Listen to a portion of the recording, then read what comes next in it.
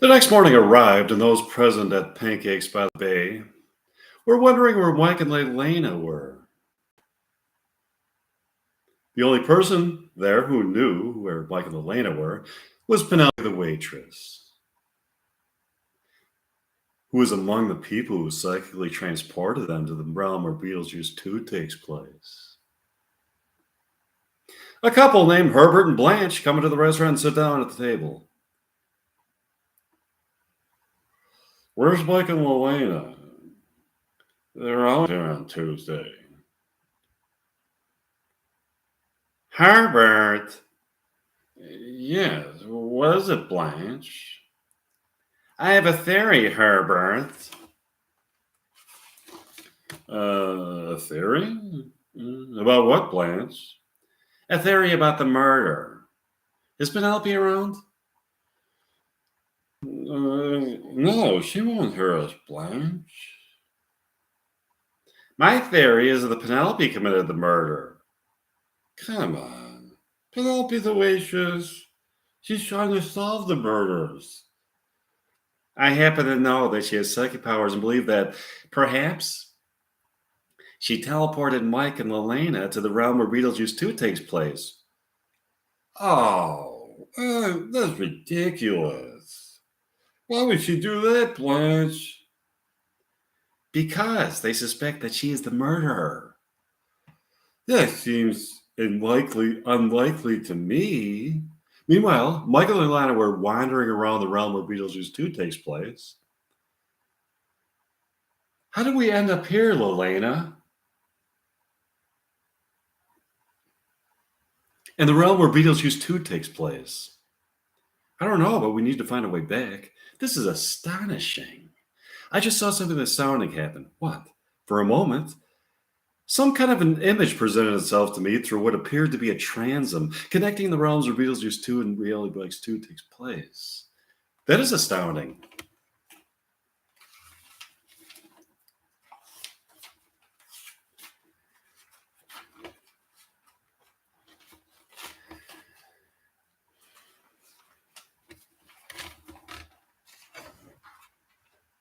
What's even more astounding is that I think I saw for a moment Penelope the waitress peering into our realm.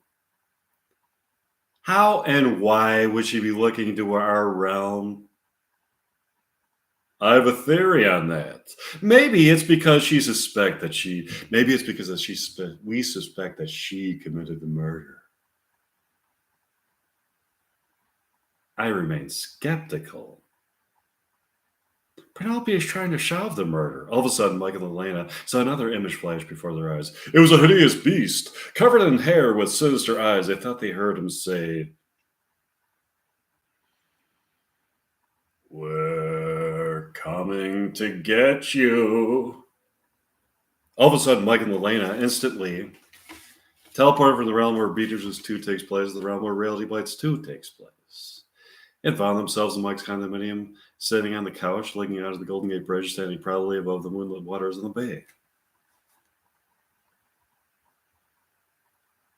How do we get back here? We'll find out. Would you like to practice more dialogue? Sure. Mike and Elena practice more dialogue. Here's the next one. Michael and Elena got up the next morning, went to the Pancakes by the Bay for breakfast. Penelope takes her order. What'll it be for you this morning? Oh, hi, Penelope. You're looking somewhat mirthful this morning. Or mirthful. Mirthful. I'm quite happy this morning. Can you guess why? Let me see. You're not giving me any indication of why you would be so extremely happy this morning. As a matter of fact, I've never seen anybody look as happy as you look this morning. What could possibly account for such profound happiness? I'm unclear about this myself, Penelope. You look so fucking happy.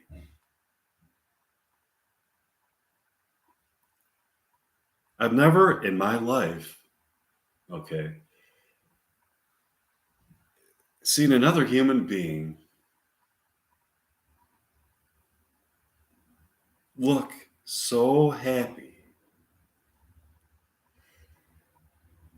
I've seen Many occasions in my life, such as, weddings and garage sales, where people look like they were extremely happy, but not as happy as you look. When I look into your eyes, I could see some kind of light of meaning and significance, as if all the deep existential questions that you have been pondering for a lifetime have been answered by some higher power who has brought you into fields of uncompromising beauty, adorned with colors you've never seen, emotions you have never felt, tastes you have never tasted, and exquisite noises you ever never heard, where you have found a heightened plateau to live upon. Wait a minute. Did you just say that people at garage sales look happy? Yes. I think that people at garage sales, both customers and proprietors, look extremely happy. Why would you be so happy at a garage sale? There's something about a garage sale that inspires happiness, people. It's a chance to engage in a conversation with a new person and maybe to find some great bargain on an item that you cherish. There are some amazing finds at garage sales. More often than not, it's just a bunch of garbage that people are just trying to get rid of to make room for other possessions in their home. Sometimes, however, there are great finds. The thrill of the unexpected garage sale stuff brings out sensations of extreme happiness in people. Yeah, that makes sense. And I bet that when the person sells stuff to the other person, they feel a reciprocal mirth from the transaction. Penelope, it is my belief that they do feel a reciprocal mirth from the transaction. Um, yeah. Now, getting back to my question, why are you so happy? I've been hired by Hollywood as a screenwriter. Really? That's great. Yeah, they love the documentary that I filmed about solving the murder mystery that took place outside of Pancake Spot Bay. That's awesome. What's it going to be for you this morning? Oh, give me the Bayside pancakes and a cup of mod morning coffee. And you, for you, Leilani, give me the Bayside crepes and a cup of mod morning coffee. Coming right up. Look out the window, Leilani. Look out the window.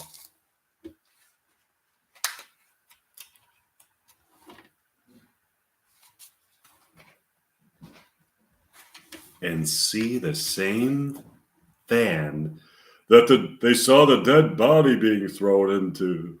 They were dressed in black. They stared at them ominously and drove off. Do you want to go back to my condominium? Sure. They finished the breakfast and went back to Mike's condominium. They sat on the couch in Mike's living room to talk. You saw the van too? Oh. How could I miss it? It was there for what seemed like a split second and then drove off.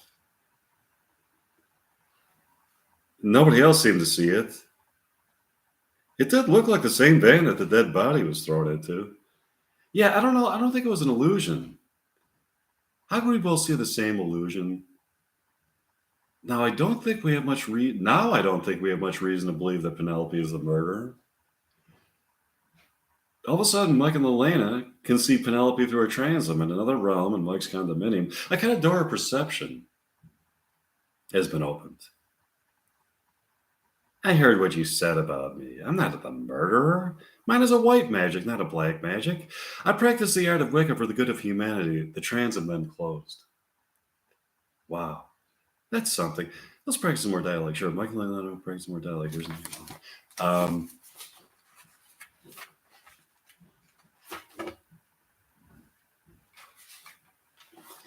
Mike and Lelena got up the next morning, went to Pancakes by the Bay for breakfast and coffee. Penelope took the order. Good morning, Mike and Leilana. Good morning, Penelope. It's a beautiful morning, isn't it? Yes, it is. What a great time of year to be in San Francisco. Early June, and it feels so good to be alive. We're hungry, Penelope.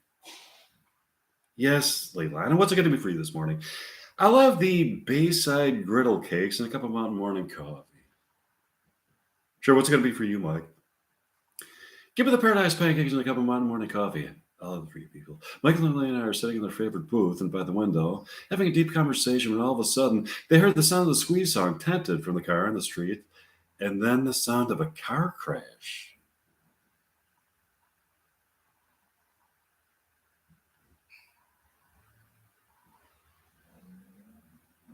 They look out the window and see a very puzzling sight.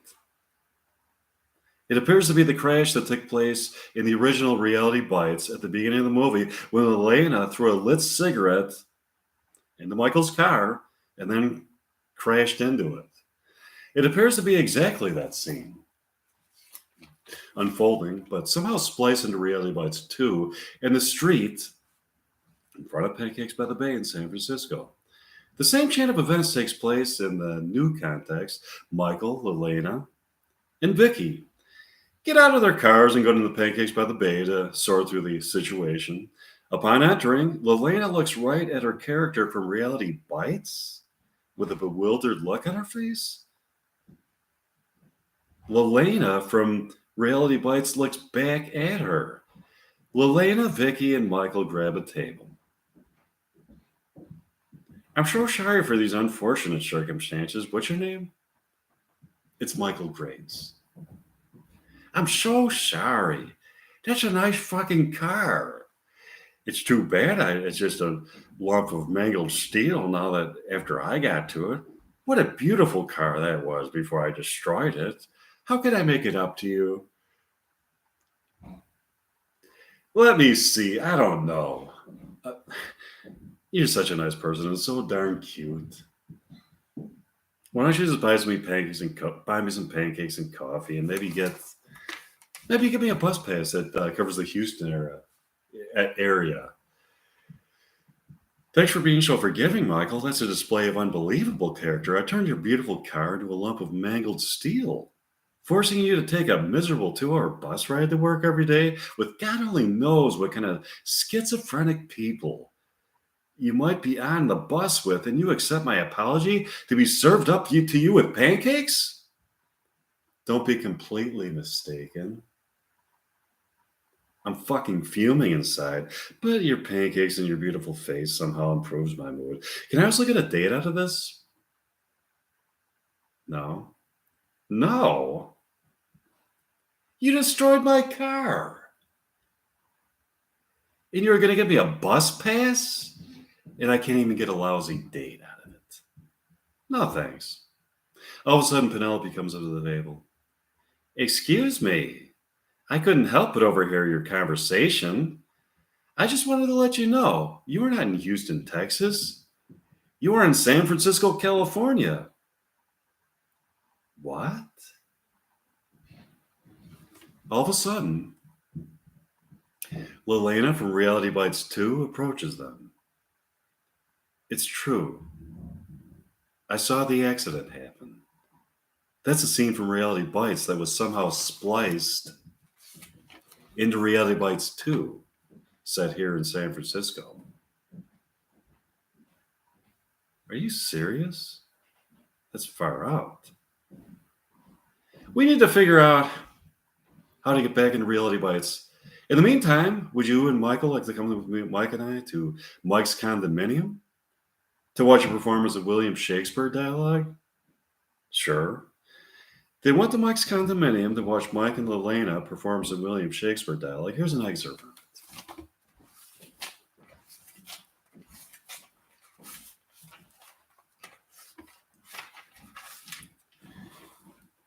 They're sitting on a couch in Mike's condominium talking. So, we have to figure out how to get you back to Reality Bites. Yeah, we need to get them back there. So, a scene from Reality Bites has been spliced and placed into Reality Bites 2. I guess we need to figure out how to get it spliced from Reality Bites 2 back into Reality Bites. Yeah, that's going to be a challenge. While you're here, Lelena, would you like to know what some of the projects that you're going to be involved in are in the future? Sure. In Texas, you're going to be hired as a documentarian to film a documentary about the American buffalo. The American buffalo? What about the American buffalo? The spiritual connection that the American buffalo has to the people of Texas? You see, the American buffalo is a symbol of American ingenuity, freedom, free spiritedness, independence, determination, liberation, pleasures of the soul, and abundance. In your documentary about the American buffalo, you study the history of the American buffalo and its relationship to the indigenous people and gain insight into its soul life. That's awesome. What else? You'll be hired as a writer for Coffee Lovers Monthly in San Francisco. That's great. I love coffee. I can write about how it excites my mind, body, and soul in a way that transcends my soul to a place of eternal pleasure. Yeah. Do you want to practice more William Shakespeare dialect? Sure. They practice more William Shakespeare dialect. Mike, Lelena, and Lelena from Reality Bites 2 got up the next morning, went to Pancakes by the Bay for breakfast and coffee. They got a table by the window. This is a nice restaurant. Pancakes by the Bay. I like the name. You're going to love the food. Oh, here comes Penelope, the waitress. Hi. It's nice to see you It's nice to see you people this morning. How can I help you? I've obviously never eaten here before. What would you recommend? The pancakes are delicious, but you can only taste the transcendent deliciousness of the pancakes if you are in love. Love is a key ingredient that flavors the pancakes. The mere culinary pleasure that you derive from eating the pancakes is heightened by the feeling of walking along a path in life illuminated by profound love. I'm not in love. Does that mean that they're going to taste like ordinary pancakes to me? I'm in love with you, Lelena.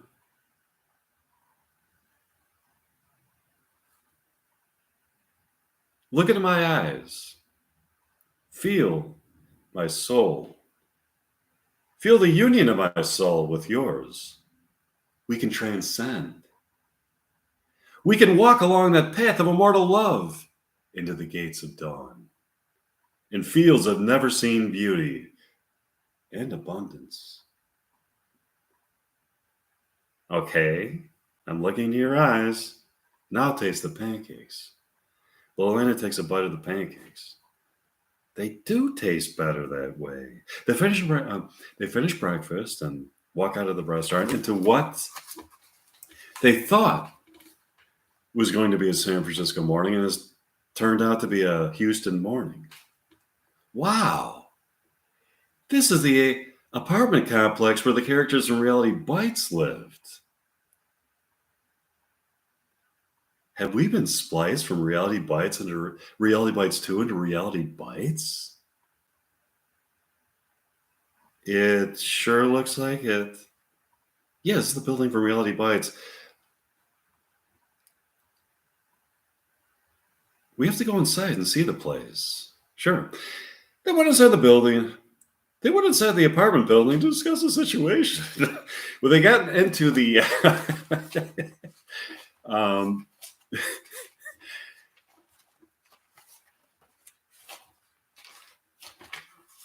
I'm just turning to the next page. I got all these other stories in this notebook, so I'm just turning to the page. The building, they found a strange-looking man in the vestibule. His name is Hugh Henderson. Excuse me, people. Are you here to see Troy Dyer? Yeah. How did you know? You have that look about you. You have the mischievous look about you that is a defining characteristic of Troy's friends. We're not mischievous. Oh, I know you're up to something. We are most certainly not up to something. We are just here to visit our friend Troy. Then you can't. You can't visit Troy unless you are up to something. We can't visit Troy unless we're up to something? We're not up to something. If we were up to something, we would tell you. Why would you tell me if you were up to something? That would give it away. If you were up to something, I'm sure you wouldn't tell me because then I could snitch on you. Maybe we would tell you if we were up to something if we wanted you to join us as an accomplice. But I assure you, we are not up to something. That being said, why are we not permitted to enter the building and visit Troy unless we're up to something? Because he's up to something. Unless you're in on the something that he's up to, you are not in cahoots with him and shall not be permitted to enter the building. Okay, we were just kidding. We are up to something. How do I know you're not lying and just telling me that you're up to something because I told you that you're not permitted to enter the building unless you're up to something? Well, that could have been our gambit from the start. Do you understand where I'm going with that? Yeah. Okay. Now we're kind of like we've painted ourselves into a logical corner. I'll just have to give you the benefit of the doubt. Okay. What are you up to? We're not supposed to tell you. It's between us and Troy. That's the right answer. Do you know what we're up to? No, I just know that you're up to something. That's part of the screening process the person has to go through to be admitted to the building. You have to prove to me that you are up to something.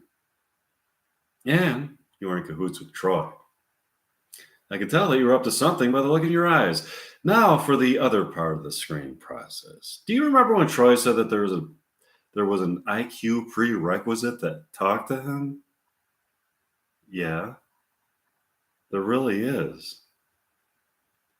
You have to score in the genius range of IQs in order to talk to him. You have to have a genius level IQ to talk to this asshole. He won't even talk to people with average IQs. No, he won't. Why won't he? Because those are his rules. Those are his rules.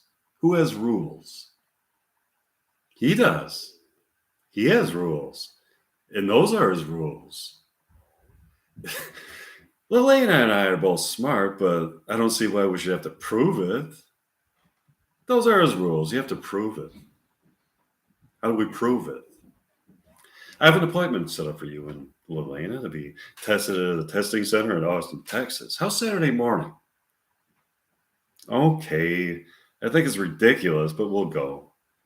Bring me back proof of your genius level IQs, and you shall be permitted to enter the building.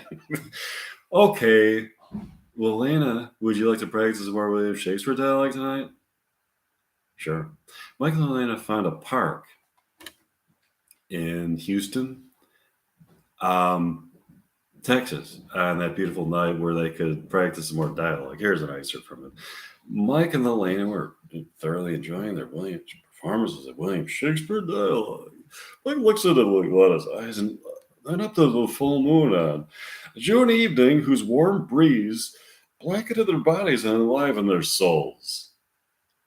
The evenings are nice here in Houston.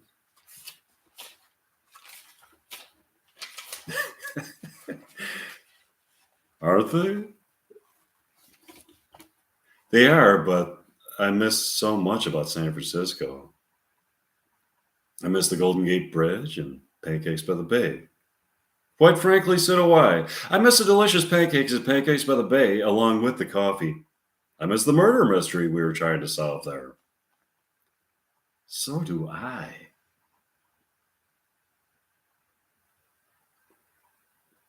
What do you really think? Do you think Penelope did it? Elena? Believe it or not, I think it's possible.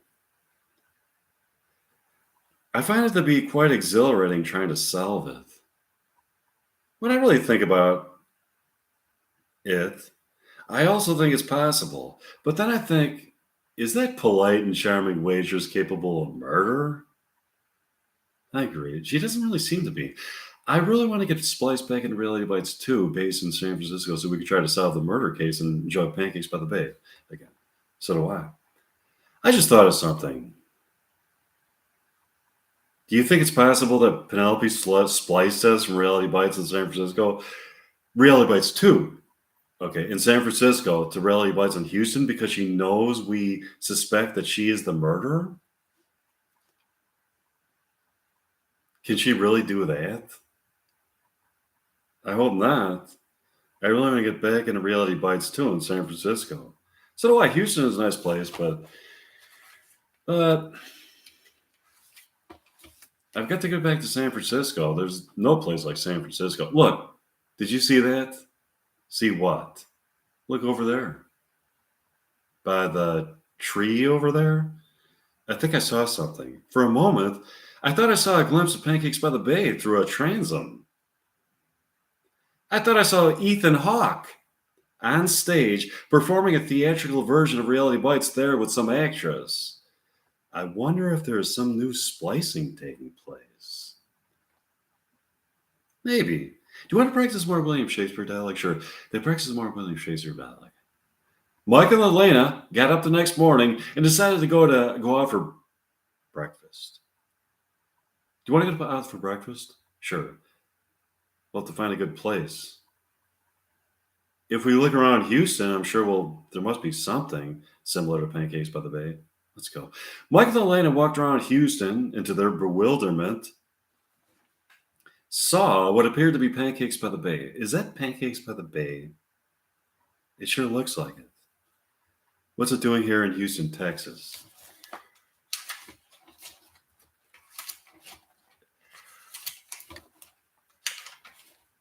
Oh, let's go in and find out. Mike and Elena walked into the restaurant to find that it certainly did appear to be Pancakes by the Bay. And they also saw Ethan Hawke on stage performing a scene from Reality Bites with some actress. It's a scene where Troy and Elena are walking around Houston smoking and drinking coffee. Here's an excerpt from it. You see, Lelena, all we need is good conversation, coffee, and cigarettes. Mm-hmm. You got it. All of a sudden, Mike interrupts them. Have you ever had the coffee here at Pancakes by the Bay? Excuse me, you are interrupting our play. Oh, I'm sorry, thespians. Keep acting. Not that you've interrupted us. I'd like to know what was so important. I'd really like you to try the coffee here. The coffee? I would assume it's your typical flavorless diner coffee. This coffee? Oh no. This coffee is exceptional.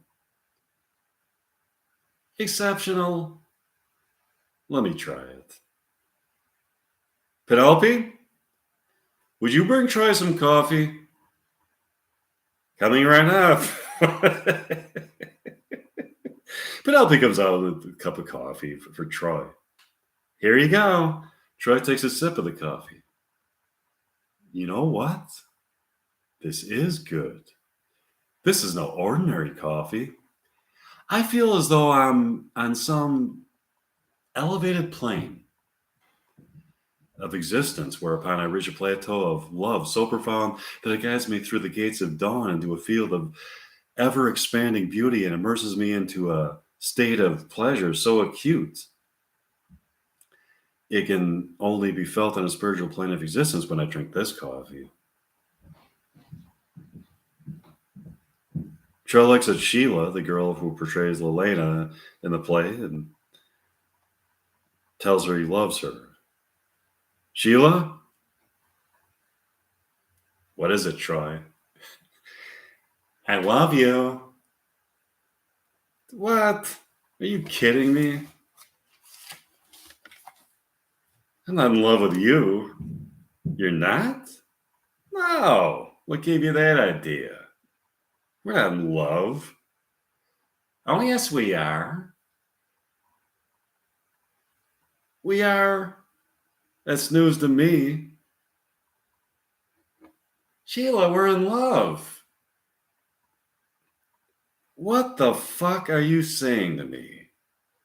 Where did you come up with such a bizarre notion? We're not in love. Try some of the coffee, Sheila.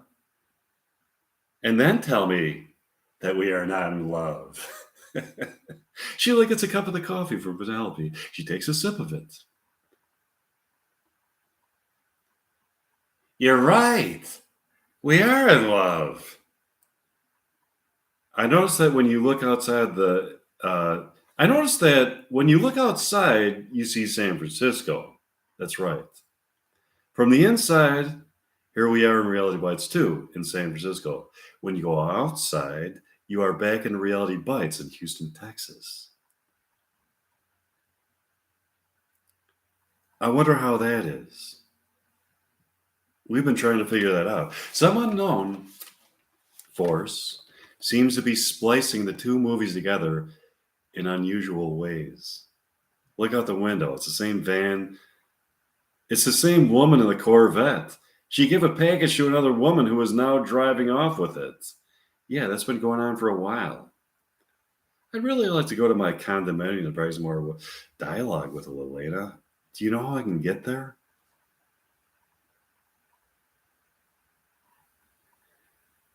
Let me let you in on something. If you drive with a Corvette woman at an accelerated speed, you are spliced back into Reality Bites 2. Wait till she comes back, and you could try to go for a ride with her. Does she take anybody? I think she'll take you people. That's excellent. Yeah. They had a wonderful afternoon. They went back to the restaurant the next morning and got their usual booth by the window. Penelope took their order. How can I help you? I'll have the Paradise pancakes and Mountain Morning coffee.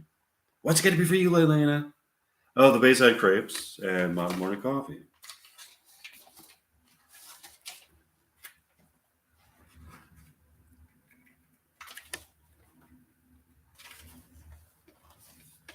Coming right up. Michael and Elena are talking when all of a sudden they look out the window and see the Corvette woman park her car and climb out. There she is. Let's go talk to her. They run to the restaurant and talk to the Corvette woman. Excuse me, ma'am.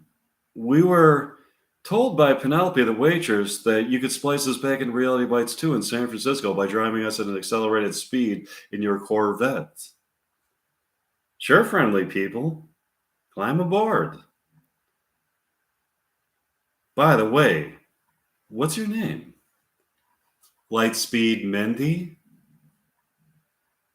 Your name is Lightspeed Mindy?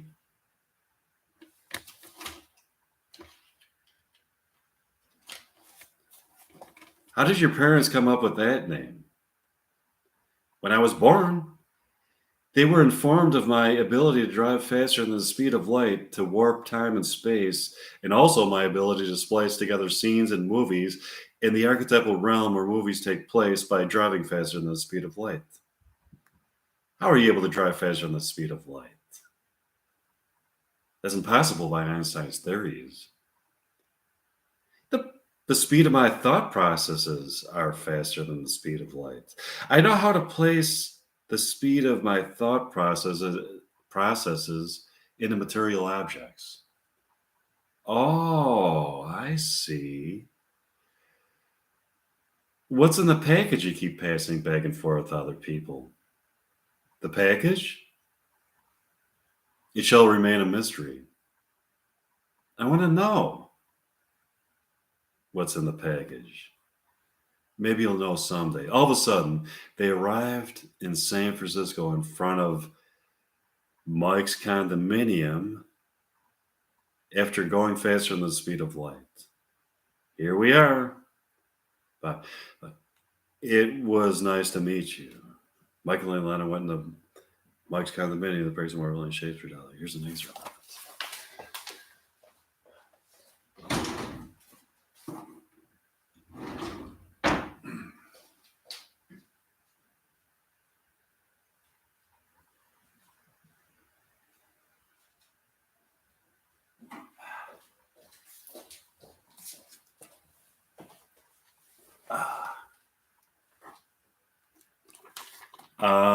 As usual, I'm going to do Romeo and Juliet. Okay. C2 Capulet's Orchard and a Romeo.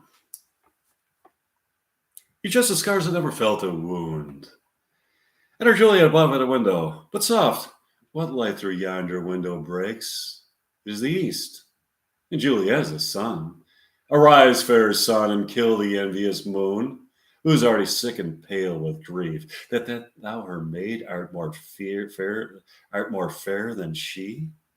Be not her maid, since she is envious. Her vessel livery is but sick and green, and none but fools who wear it. Cast it off. It is my lady. Oh, it is my love.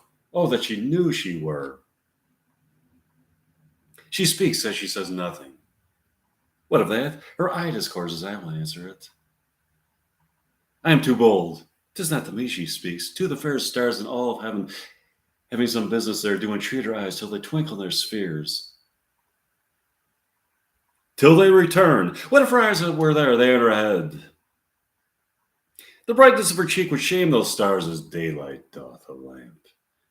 Would through the airy region stream so bright that birds would sing and think it were not night. See how she leans her cheek upon her hands?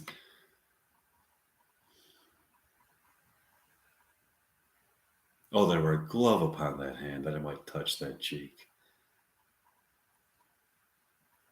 I mean, she speaks, so speaking on, bright angel, for thou art as glorious as this night being over my head, as the winged messenger of heaven unto the white empter wondering eyes and waters that fall back to gaze at him, when he bestrides the lazy pacing clouds and sails upon the bosom of the air.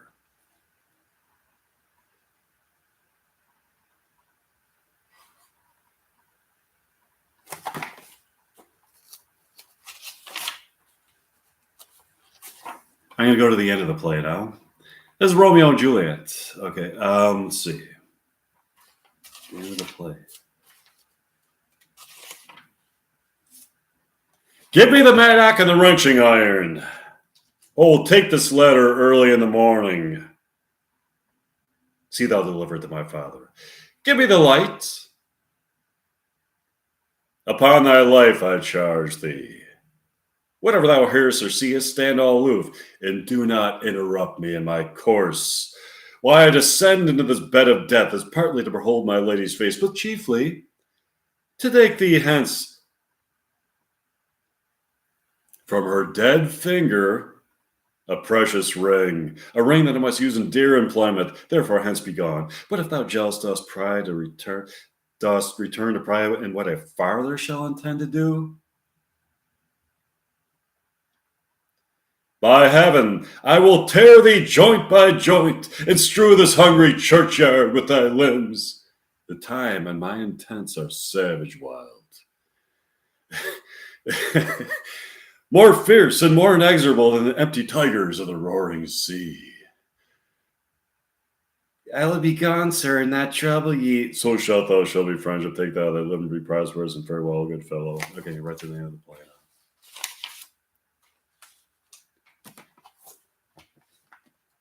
This letter doth get good. This letter doth make good the friar's words, their course of love, the tidings of her death. In her he writes that he did by a poison of a poor apothecary, then therewithal came to this vault to die, and lie with Juliet.